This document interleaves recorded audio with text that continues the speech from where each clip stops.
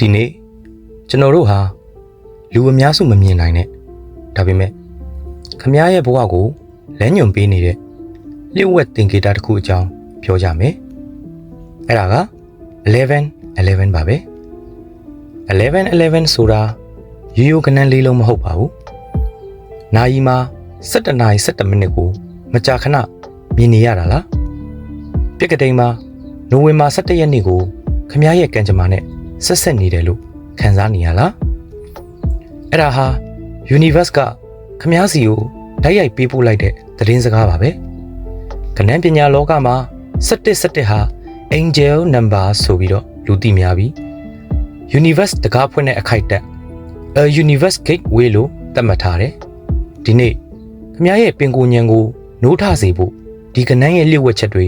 အတိတ်ပဲတွေနဲ့ခမည်းဘယ်လိုမျိုးဆန္ဒပြုပြီးစွမ်းအားယူရမလဲဆိုတာကိုနက်နက်နဲနဲလေ့လာလိုက်ကြရအောင်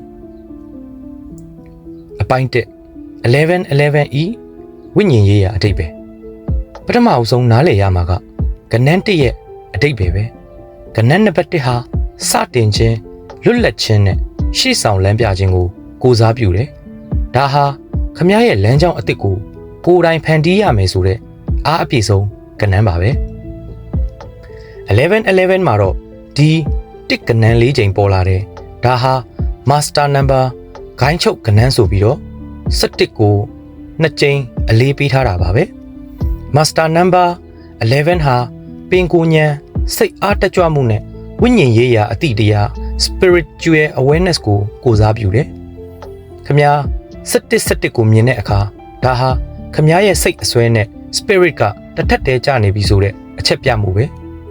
ခမည်းရဲ့အတွေးတွေခံစားချက်တွေဟာအခုချက်ချင်းလက်တွေ့ဖြစ်လာနိုင်တယ်။ဒါကြောင့်ခမည်းအနုလက္ခဏာအတွေးတွေကိုရက်ပြီးအပြုသဘောဆောင်သောရှင်းလင်းသောရည်မှန်းချက်တွေကိုသာအာရုံစိုက်ရမယ်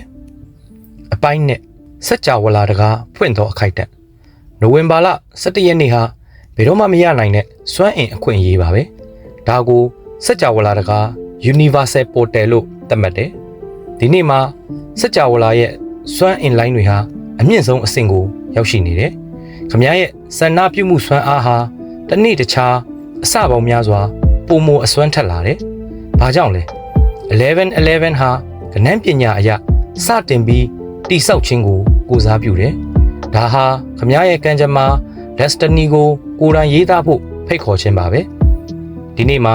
ခမည်းရဲ့ angel နှစ်သမီးတွေဟာခမည်းရဲ့အနီးဆုံးကိုရောက်ရှိနေတယ်။သူတို့ကခမည်းရဲ့အတွေးတွေ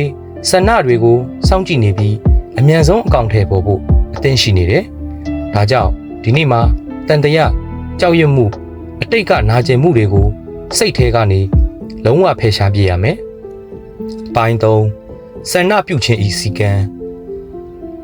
Angel number 1111ရဲ့စွမ်းအားကိုအသုံးပြုဖို့အတွက်ခမည်းမှာစိတ်အားထက်သန်သောစီကံရှိဖို့လိုတယ်။ခမည်းရဲ့ရည်မှန်းချက်ကိုရှင်းရှင်းလင်းလင်းဖော်ပြရမယ်။နံပါတ်1ရှင်းလင်းမှုကိုဖန်တီးပါ1111မှာခမည်းဘာကိုတကယ်လိုချင်တယ်လဲငါပတ်စံလိုချင်တယ်လို့မပြောပါနဲ့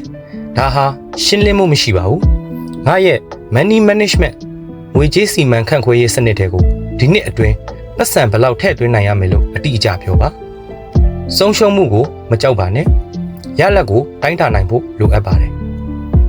နံပါတ်2ယုံကြည်မှုဖြင့်ပြောပါခမည်းရဲ့ဆန္ဒပြုချက်ကိုအတိတ်ပြစ္ဆုတ်ပံကာလအနေဖြင့်ပြောပါ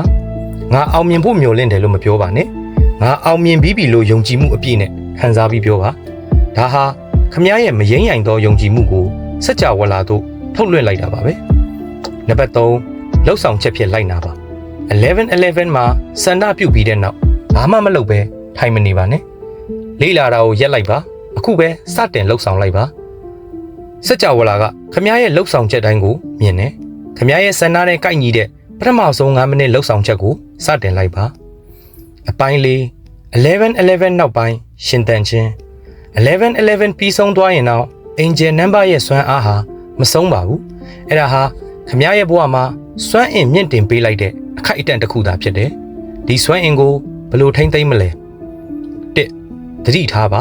1111ကိုခဏခဏမြင်နေရရင်ဒါဟာခမည်းရဲ့ angel တွေကလမ်းကြောင်းမှန်ပေါ်မှာရှိနေတယ်လို့အ တီးပြုတ်ပေးနေတာကိုသတိရပါ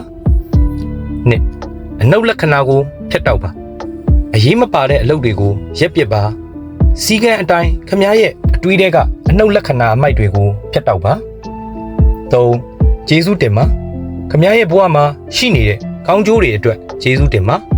ကျေးဇူးတင်ခြင်းဟာစကြဝဠာရဲ့တုံခါမှုကိုအမြင့်ဆုံးမြင့်တင်ပေးနိုင်တဲ့တော့ချက်ပဲ